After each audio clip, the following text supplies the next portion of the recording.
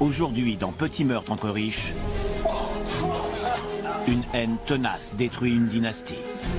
C'est une histoire de cupidité, d'irrépressible cupidité. Il voulait à tout prix avoir de l'argent. Ensuite, de la haute société au tombeau. C'était vraiment bizarre. J'ai quelque chose à vous dire. Ils avaient des grilles pour dissuader les cambrioleurs. Ils avaient des systèmes de sécurité. Mais ils avaient oublié un détail. Le mal peut venir de l'intérieur. Je m'appelle Christopher Mason. Dans leur belle maison, les riches pensent qu'ils sont à l'abri. Mais aucune grille ni aucun chien de garde ne peut les protéger contre l'ennemi de l'intérieur.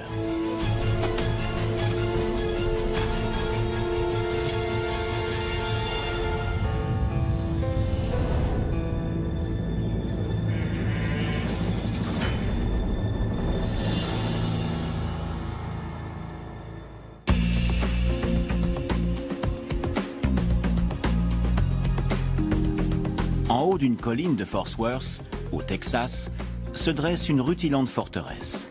La banlieue chic de Westover Hills, où les pelouses impeccables se confondent avec le gazon du golfe de Rivercrest. Westover Hills est une banlieue riche.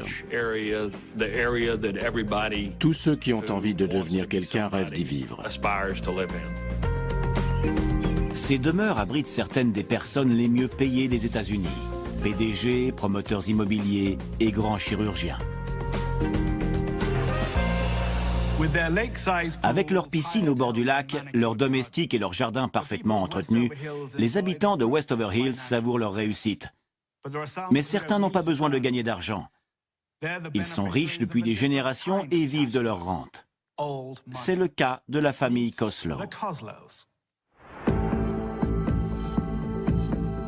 Jack et Karen Koslow habitaient un hôtel particulier de 370 mètres carrés. Karen descendait de la royauté texane. Sa famille possédait de nombreuses actions pétrolières. Jack était très riche aussi. Il faisait partie du gratin de Fort Worth. Jack a une fille adoptive d'un précédent mariage, mais qui vit avec sa mère. Sans aucun enfant à la maison, Jack et Karen profitent de leur vie de riches retraités. Ils s'adonnent à leurs loisirs la journée et aux mondanités le soir. Jack est un golfeur passionné et Karen aime la décoration florale. Elle est la marraine d'une association d'aide aux enfants hospitalisés et de la Ligue américaine contre le cancer. Ils sont tous deux amateurs de culture. Ils soutiennent l'orchestre symphonique et le ballet de Fort Worth. Ils étaient faits l'un pour l'autre. Il était brillant, elle était issue d'une grande famille. La vie semblait leur sourire. Mais tout bascule le 12 mars 1992 à 3h41. Qui est là? Le voisin des Koslow reçoit une visite inattendue. Aidez-moi, Qu'est-ce qui s'est passé? appelez la police. Ma femme, elle a été assassinée. Oh non! Il était couvert de sang. Il était à peine reconnaissable. La police se précipite au domicile des Koslow. Mais Karen est morte depuis plusieurs heures. Alors, ça donne quoi? Elle a la gorge tranchée et un couteau ensanglanté est posé à côté d'elle. Elle a visiblement reçu de nombreux coups qui semblent avoir été portés avec une pince à levier. Mais aucune arme de ce type n'est retrouvée sur place. Il y avait énormément de sang partout. Nazim Pirwani, le médecin légiste, est frappé par la violence de la scène de crime. J'ai traité des milliers d'affaires, mais rarement d'une pareille sauvagerie. Un tel degré d'acharnement, c'est inhabituel. Pour lui, une telle brutalité suggère un crime passionnel. Souvent, quand une femme est assassinée, c'est le conjoint qui est le coupable.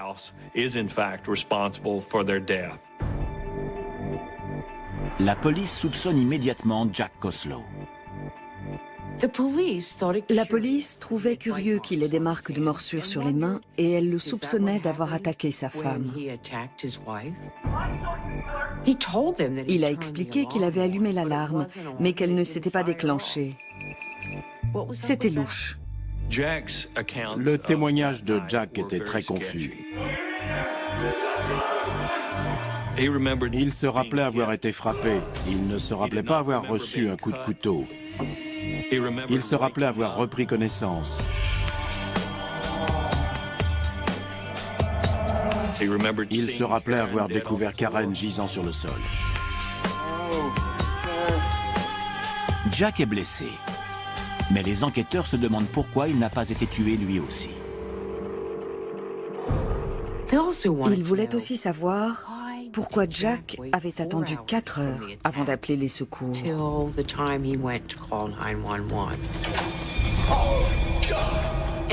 Et pourquoi il ne les avait pas appelés depuis son domicile? À la place, il est allé chez un voisin. Détail encore plus troublant.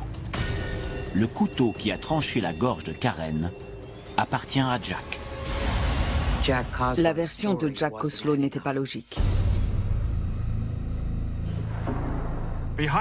Derrière les murs de leur superbe demeure, les Koslow jouissaient d'une luxueuse intimité. Mais désormais, leur domicile de la très cotée Clark Avenue est au cœur d'un drame scandaleux et l'objet de toutes les attentions. Cette enquête criminelle s'annonce particulièrement complexe. Les recherches de la police soulèvent davantage de questions que de réponses. Ils faisaient déjà beaucoup parler d'eux, mais après ce drame, c'est devenu un véritable feuilleton. Le reporter Jack Douglas suit l'affaire et les rumeurs. Toutes sortes de bruits couraient. Ils se seraient disputés la veille au soir, leur couple battrait de l'aile.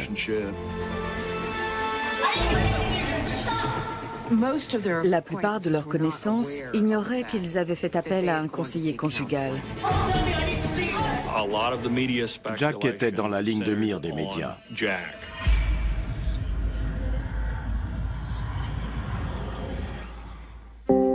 Les proches de Jack prennent sa défense. Bonjour, toi. La première à s'exprimer est Christy Koslow. Bonjour Karen, ça va? Très bien, tant mieux. Ça a été un choc terrible. Christy a organisé une conférence de presse sur la pelouse de la maison peu de temps après le meurtre. Je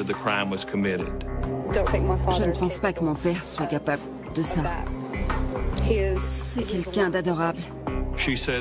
Elle déclare qu'elle n'a aucune idée de qui a pu faire ça, que Jack et Karen étaient des gens merveilleux, qu'ils s'entendaient très bien, qu'elle n'aurait pas pu rêver d'un père et d'une belle-mère aussi formidables. Mais les médias ne l'entendent pas de cette oreille.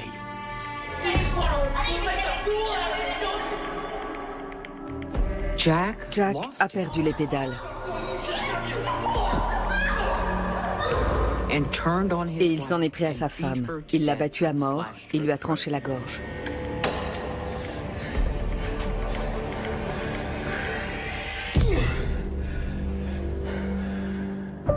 Et quand il s'est rendu compte de ce qu'il avait fait, il a pris un couteau, il s'est coupé à la gorge et s'est frappé à la tête. Il s'était peut-être lui-même infligé ses blessures pour essayer de cacher ce qu'il avait fait à sa femme.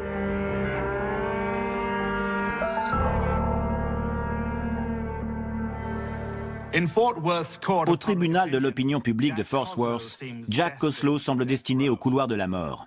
Et je peux vous assurer que lorsqu'on occupe une position élevée dans la société, la chute est vraiment brutale. Jack est un assassin, Karen est morte. Les Koslow sont tombés bien bas. Les gens ont été choqués de voir Jack Koslow à l'enterrement de sa femme. Que faisait-il là? Il avait un sacré culot. Et l'assistance n'est pas la seule à le penser. Les policiers étaient convaincus de la culpabilité de Jack. Ils attendaient juste qu'on leur donne le feu vert pour aller l'arrêter pour le meurtre de sa femme. Et un jour, le téléphone a sonné.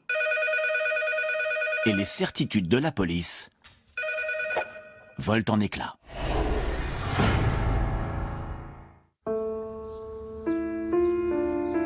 Westover Hills est un quartier huppé et protégé de Fort Worth, au Texas. Ses habitants y coulent des jours paisibles, rassurés par un taux de criminalité presque nul. Mais l'année 1992 fait exception à la règle.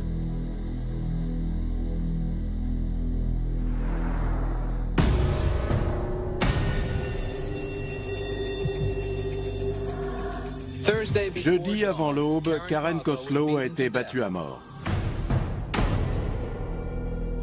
Le meurtre de la célèbre héritière Karen Coslow ébranle toute la communauté et s'avère d'une extraordinaire brutalité. C'était un massacre. Elle n'a pas simplement été tuée, elle a été torturée.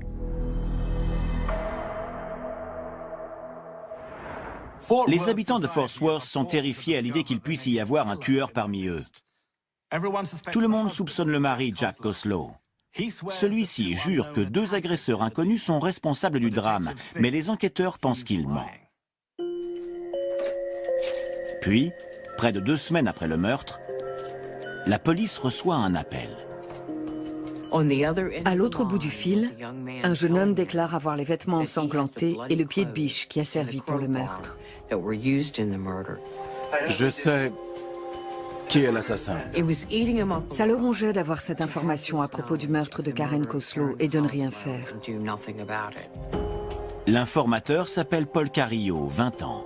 Il habite Fort Worth. Paul Carrillo déclare à l'inspecteur Brannon qu'un jeune homme appelé Jeff Dillingham est venu le voir et lui a dit « Tu crois que tu as passé une mauvaise journée, mais moi j'ai tué quelqu'un. » Et il a ajouté qu'il avait besoin de lui pour se débarrasser des preuves. Paul n'a pas envie de l'aider, mais il a peur de son ancien camarade de classe, Jeffrey. Jeffrey était un des meilleurs élèves du lycée. Il ne connaissait même pas les Coslow. Cela n'avait aucun sens. Les enquêteurs n'en croient pas leurs oreilles.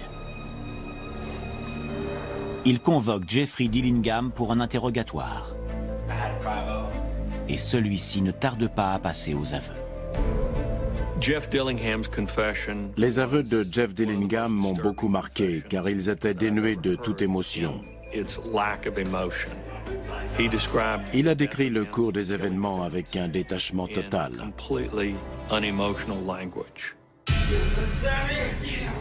Ne bougez pas, Austin. Sortez du lit. Allongez-vous. La ferme-toi. Allongez-vous. J'avais la pince. Je l'ai utilisée contre la femme. Les coups qu'elle a reçus à la tête lui ont brisé le crâne et la mâchoire.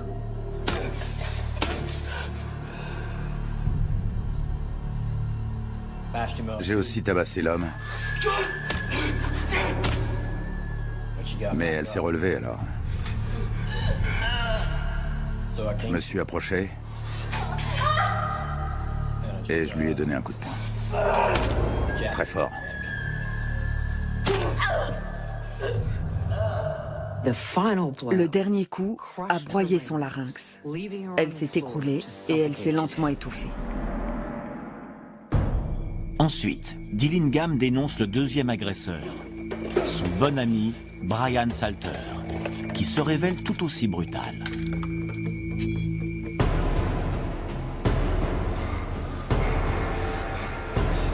Prends ça. Comme si cela ne suffisait pas, alors qu'elle était déjà morte. Brian s'est mis à califourchon sur elle. Il a pris un couteau et il lui a tranché la gorge. Brian Salter est à son tour mis en garde à vue. La police tient les meurtriers.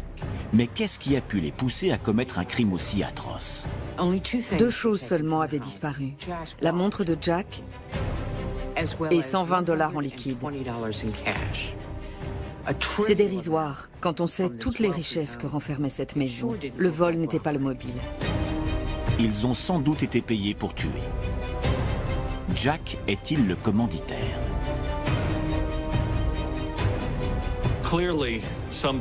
Il s'agissait manifestement de personnes qui connaissaient la disposition de la maison et le code de l'alarme.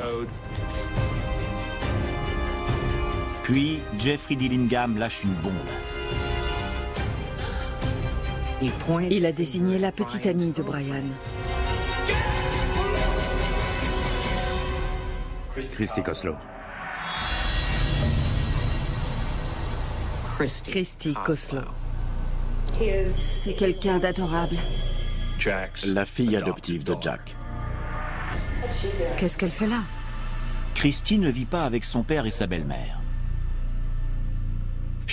Elle avait essayé de vivre avec Jack et Karen pendant une courte période, mais ça n'avait pas marché, leur rapport était tendu. Qu'est-ce que tu veux? Rien. J'ai pas le droit de rendre visite à mon père? Christy prétendait qu'elle avait de bons rapports avec sa belle-mère.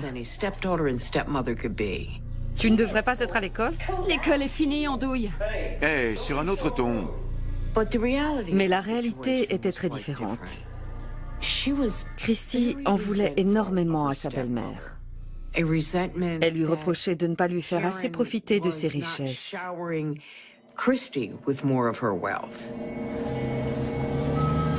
Christy vit avec sa mère, Paula, l'ex-femme de Jack. Elles habitent une petite maison confortable. C'est trop injuste. Mais pour Christy, c'est un affront. On vit dans un taudis. Christy Koslow est une enfant pourrie, gâtée. On mérite beaucoup mieux que ça, maman. Selon elle, elle avait droit à une vie fastueuse. Mais comment une adolescente trop gâtée peut-elle se transformer en implacable meurtrière? Elle avait beaucoup d'argent à sa disposition, mais elle en voulait plus.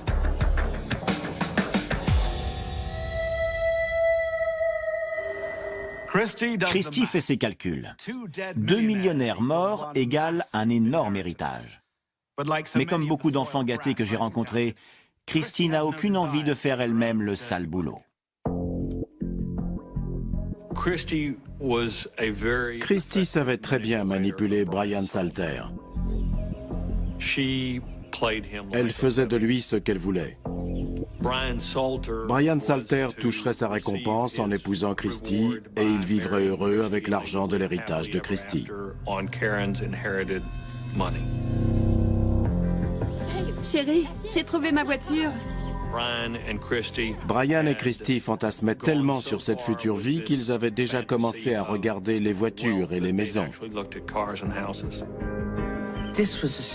C'était une histoire de cupidité, d'irrépressible cupidité. Et ils étaient prêts à tout pour toucher un butin qu'ils estimaient à 12 millions de $. Il faut traverser le jardin et passer par la porte de derrière. Voilà le code de l'alarme. Et elle n'a pas eu besoin d'insister beaucoup pour convaincre Jeff Dillingham. On va se faire combien? $1 million. Il s'est vite rallié à la cause. Les médias sont sous le choc. Cette fois, la réalité dépasse largement la fiction. En apparence, elle ne semblait pas capable d'une chose pareille. Et encore moins d'être le cerveau de toute cette affaire.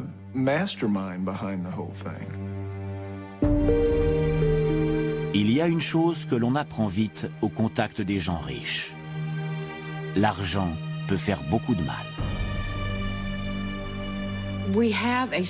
On est imprégné d'une forte culture judéo-chrétienne qui nous dit que l'argent est la racine du mal. Si vous foirez, on n'aura rien. Mais en fait, ce dont la Bible parle, c'est de l'amour de l'argent. J'ai trouvé ma voiture. On va se faire combien? Et c'est ce qui les a poussés à agir. Ils aimaient l'argent plus que n'importe quelle personne sur Terre.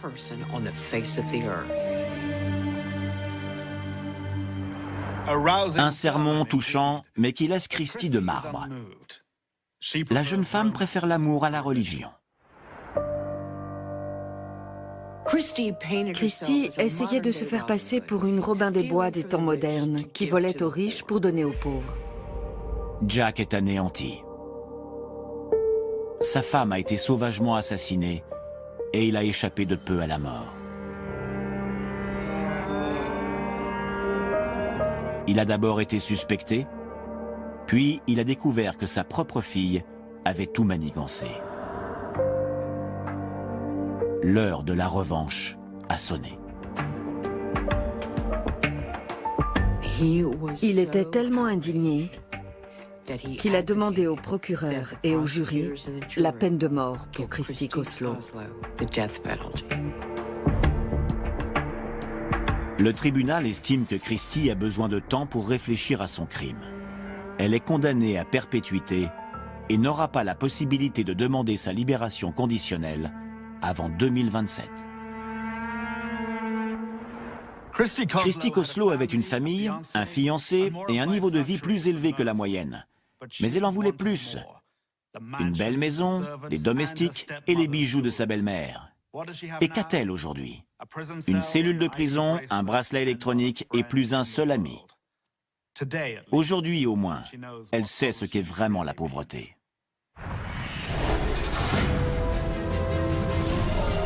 À suivre dans Petit meurtre entre riches. Ce n'étaient pas des gens qui pouvaient disparaître comme ça. Où étaient-ils? Un couple de la haute société disparaît sans laisser de traces. C'était très bizarre. Pour certains, l'argent est synonyme de pouvoir. Signe ou je te déshérite. Pour d'autres, c'est un poison. Dans sa première déposition, elle n'avait pas dit toute la vérité. Oh, c'est délicieux.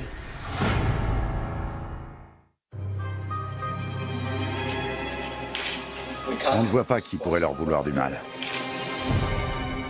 Melbourne, en Australie, le 10 avril 2002. On est sans nouvelles depuis 6 jours. On est très inquiets. Les enfants de la riche famille Wales lancent un appel désespéré. S'il vous plaît, contactez la police. Leur mère et leur beau-père ont disparu. Ça ne leur ressemblait pas de ne pas donner de nouvelles. Il ne serait jamais parti sans ses médicaments. Cela fait près d'une semaine que le couple a été vu pour la dernière fois. Il s'était volatilisé. Mais quelqu'un en sait plus qu'il ne veut bien le dire.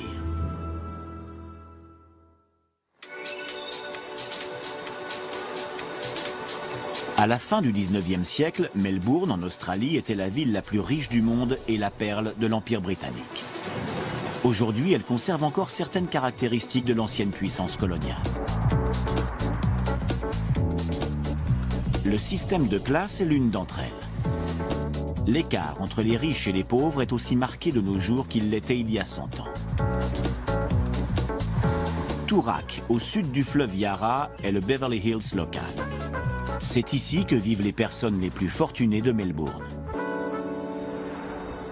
Ils font partie de ces gens qui possèdent un chalet à la montagne et une villa à la mer, et qui dépensent beaucoup d'argent dans les boutiques de luxe et chez les antiquaires. Margaret Wales King et Paul, son mari, appartiennent à cette bonne société.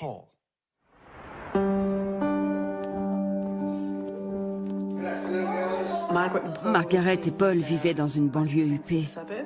Ils habitaient un magnifique hôtel particulier et roulaient en voiture de sport. Ils possédaient aussi une ferme sur la péninsule de Mornington, un lieu de villégiature très prisé. Paul est un directeur d'agence publicitaire à la retraite. Margaret, elle, vit de ses rentes. La journée, elle allait au club de bridge où gérait son portefeuille d'actions. Et elle possédait une collection de bijoux estimée à plusieurs centaines de milliers de dollars. Margaret et Paul appartenaient à la haute société de Melbourne. Margaret a 5 enfants de son premier mariage. 3 filles, Emma, Prudence et Sally, et 2 garçons, Damian et Matthew. Et il ne manque de rien. Les enfants avaient tous des parts dans des multinationales et ils étaient à l'abri du besoin. Le père de Margaret, R.J. Lord, possédait une grosse entreprise de travaux publics qui a construit la quasi-totalité des rues de Melbourne. À sa mort, il a laissé une petite fortune à sa fille.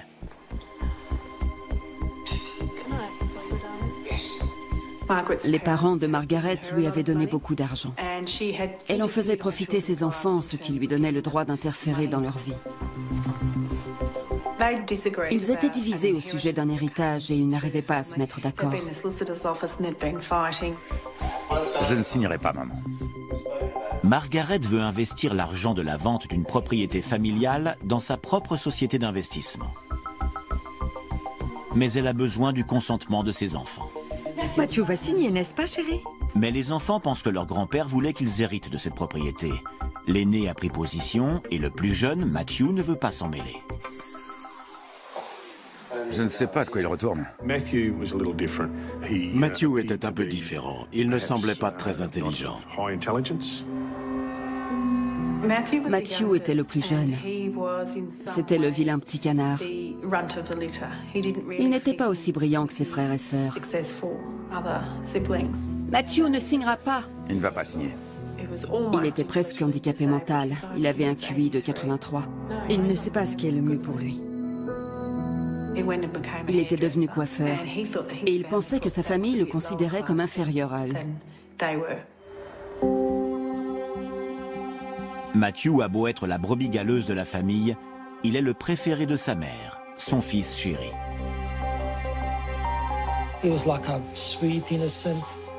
C'était juste un jeune homme gentil et innocent. L'ancien employeur de Matthew, Peter Sango, se souvient que Margaret s'inquiétait toujours pour son fils. Il était là depuis un mois, quand sa mère est venue pour me dire que si j'avais des problèmes pour le garder comme employé, elle m'aiderait à payer son salaire. C'est très courant dans les familles aisées. L'argent donné à un enfant est considéré comme de l'amour en moins pour les autres. Mais Margaret se rend-elle compte du mal qu'elle fait ?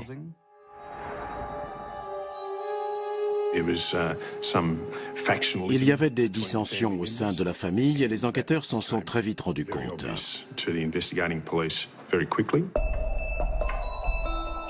L'inspecteur Brian Rix est un enquêteur chevronné et il a un mauvais pressentiment concernant cette affaire.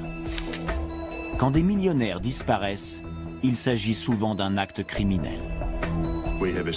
Une cellule spéciale avait été constituée. Elle travaillait en étroite collaboration avec la brigade criminelle. À l'époque, j'étais à la tête de la brigade criminelle et on considérait cette disparition comme suspecte.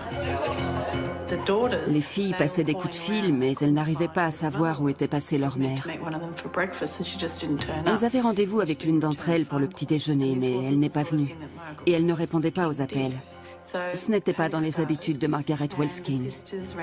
Les sœurs ont commencé à paniquer, elles ont appelé leur frère. Personne ne savait où était Margaret. À ce stade, on n'avait pas grand-chose de plus que nos soupçons. On a suivi des méthodes traditionnelles, enquête de voisinage, recherche de personnes susceptibles de nous fournir des renseignements.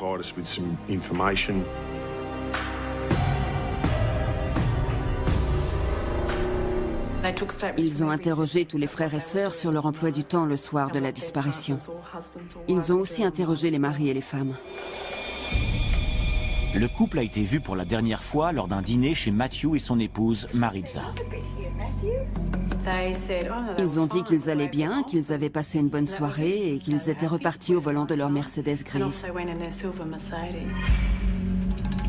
La police examine les comptes bancaires de Margaret et Paul à la recherche d'éventuelles opérations. Ils n'ont rien trouvé. Aucun achat, aucun débit de carte bancaire, aucune facture d'essence, rien. Comme aucune rançon n'est demandée, la police écarte l'hypothèse de l'enlèvement. Puis, 5 jours après la disparition, les enquêteurs font une découverte. La Mercedes grise de Margaret.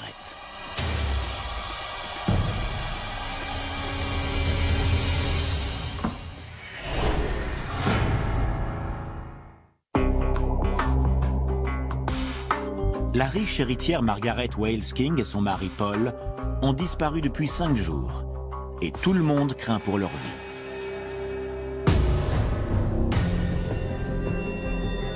La police trouve leur voiture abandonnée et appelle Damian, le fils aîné, sur les lieux. Il possède le double des clés. Sait-il ce qu'il y a à l'intérieur du coffre?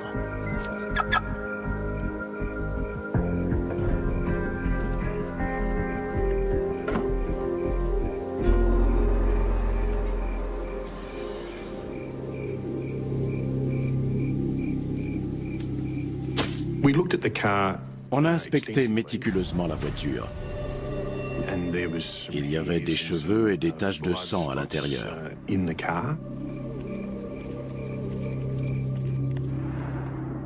Cette enquête dépasse désormais les compétences du service des personnes disparues. La brigade criminelle prend le relais. De quels éléments dispose-t-il? Un héritage litigieux, des rivalités entre frères et sœurs, des intérêts divergents. Nul besoin d'être Sherlock Holmes pour comprendre qu'il s'agit certainement d'une affaire de famille.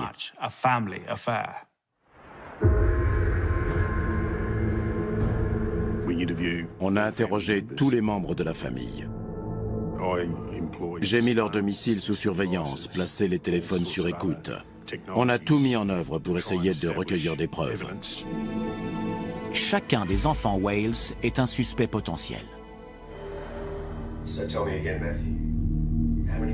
Mais Matthew et Maritza sont les derniers à avoir vu le couple, et cela fait d'eux les suspects numéro 1. Ils ont interrogé Maritza séparément et elle a confirmé la version de son mari. Elle s'entendait bien avec sa belle-mère. Sa belle-mère est venue dîner, le couple est reparti après une soirée agréable. Mais les frères et sœurs de Matthew ont des doutes sur leur belle-sœur. Ils l'ont mise en cause dans les médias en disant qu'elle avait besoin d'argent pour une boutique de prêt-à-porter qu'elle avait montée et qu'elle n'était pas d'accord avec la façon qu'avait Margaret de garder l'argent de la famille. Pour eux, Maritza n'est qu'une intrigante et une menteuse. Ils pensent qu'elle cache quelque chose. Pour Matthew, ce n'est qu'un autre exemple du mépris de ses frères et sœurs. Il avait épousé une femme d'origine chilienne dont les parents étaient immigrés.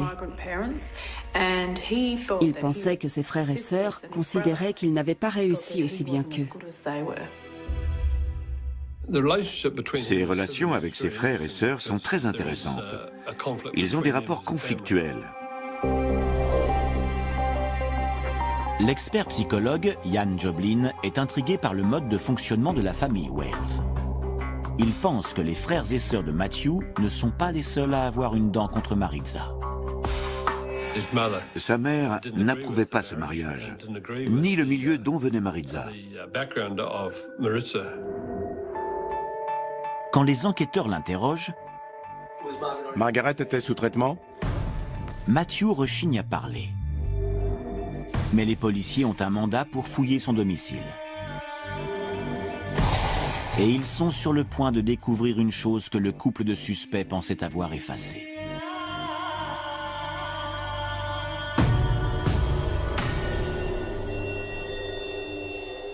Ils ont fouillé la maison de Matthew et ils ont découvert des choses intéressantes dans le garage. Comment trouver du sang invisible à l'œil nu? Autrefois, la police avait recours à des chiens. Aujourd'hui, ils utilisent du luminol.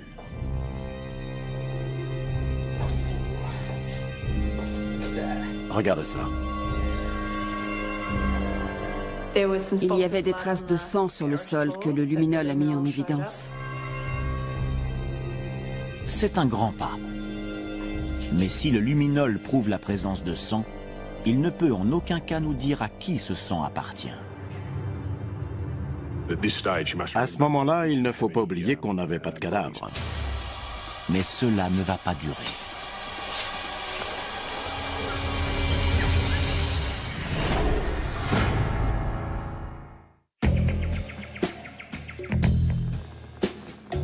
Le 29 avril 2002, dans une forêt reculée à 130 km de Melbourne, des hommes font une macabre découverte.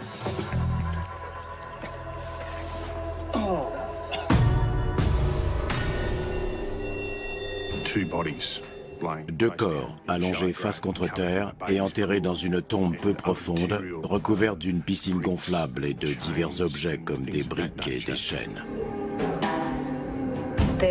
Il y avait les lunettes de la femme. Et elle portait un énorme diamant à son doigt. Les enquêteurs n'ont aucun doute. Il s'agit bien des corps de Margaret et Paul Wales King. On les a identifiés grâce à la description de leurs vêtements. La police retourne au domicile de Matthew et Maritza pour approfondir ses recherches. Les preuves sont accablantes.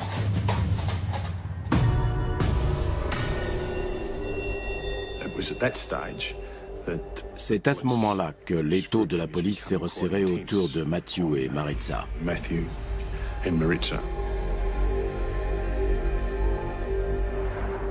Il est temps d'arrêter d'enquêter et de commencer à faire pression sur les suspects. Mais juste au moment où la police s'apprête à changer de stratégie, Maritza hisse le drapeau blanc. Maritza déclare qu'elle a quelque chose à leur dire. Maritza cache un terrible secret. Et elle ne peut plus le garder pour elle. J'avais pas le choix. Son mari est un meurtrier. Elle leur dit ce que Matthew a fait, ce qu'elle a vu, et tout ce qu'elle a sur le cœur depuis cette nuit-là. La nuit où il a tué ses parents, Matthew a commencé par préparer le dîner.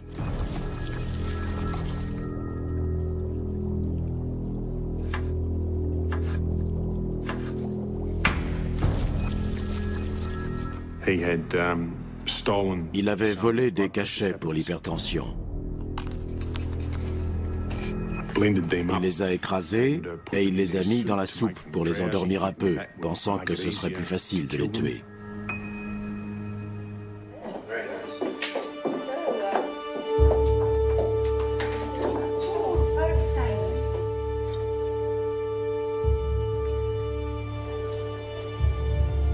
Oh, c'est délicieux.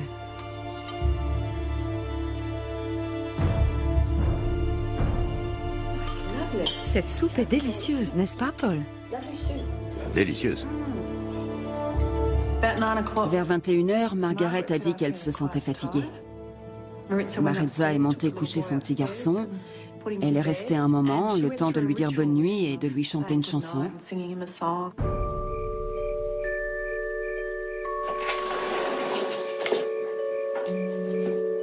Il les a raccompagnés à la porte, il les a laissés passer devant lui. Tu devrais ranger un peu, Matthew. Il y en a partout.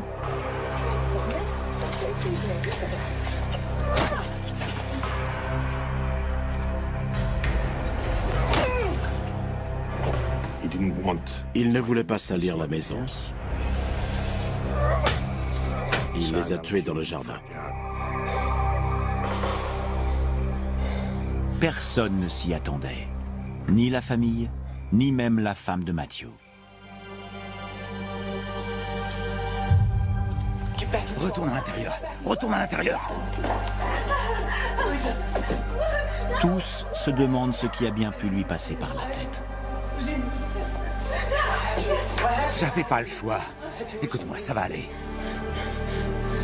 Ça va aller. Il n'avait pas réfléchi à ce qu'il ferait des corps. Il les a laissés dans le jardin toute la nuit. Ensuite, il les a traînés jusque dans le garage pour les cacher. Et la vie de famille a suivi son cours, malgré ces 2 cadavres dans le garage. Mais comment ce fils chéri a-t-il pu tuer sa mère de sang-froid? Il avait la belle vie aux yeux de beaucoup de gens. Il avait beaucoup d'argent. Sa mère était toujours là pour l'aider, mais quelque chose clochait. C'était évident qu'il l'avait tué. Mais pourquoi? Au milieu de la fièvre médiatique qui entoure l'affaire, un mot revient toujours, l'argent. Mais ce n'est pas une histoire de cupidité ordinaire.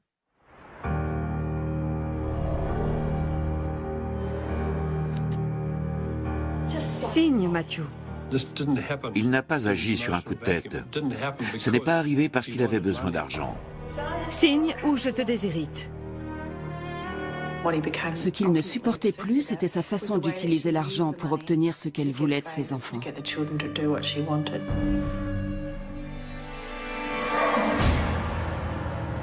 Mais pourquoi l'avoir tué? C'était le seul moyen pour lui de se débarrasser du joug de sa mère et peut-être de gagner son indépendance financière. Je ne signerai pas, maman. Matthew va signer, n'est-ce pas, chérie? Matthew avait besoin de reconnaissance, besoin de prouver qu'il pouvait réussir. Mais dans la pratique, il n'y parvenait jamais. Signe, Matthew. Non. Et je pense que sa mère pensait le protéger, alors qu'en fait, elle ne faisait qu'alimenter sa rancœur.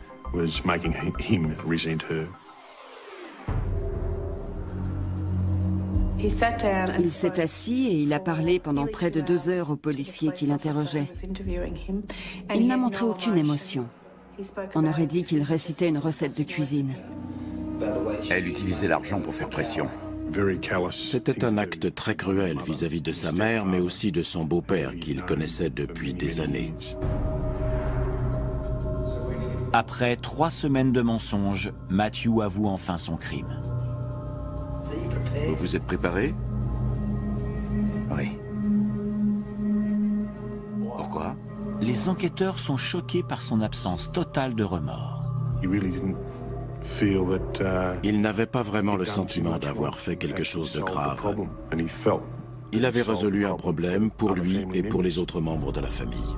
Les frères et sœurs de Matthew s'empressent de prendre leur distance. Il voulait que l'opinion publique sache que la faute incombait à Matthew Wells et non pas à la structure familiale. Le problème de Matthew, c'est qu'il avait un QI très bas et une obsession pour la façon dont sa mère utilisait son argent. L'association des deux s'est révélée fatale.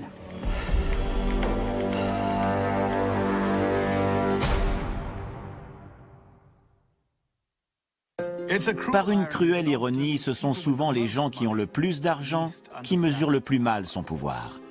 L'argent a le pouvoir de diviser, de contrôler et de détruire votre vie. Matthew Wales a été condamné à 30 ans d'emprisonnement. Derrière les barreaux, il a au moins enfin gagné son indépendance financière, en coupant les cheveux de ses co-détenus pour la modique somme de $6 par jour. Christy Colslow et Matthew Wales, 2 enfants privilégiés mais torturés. Leur superbe demeure cachait des vies brisées. L'argent était là pour les aider, mais à la place, il les a asservis. Ils sont nés innocents et ils sont devenus l'ennemi de l'intérieur. À bientôt pour un prochain épisode de Petits meurtres entre riches. C'était Christopher Mason.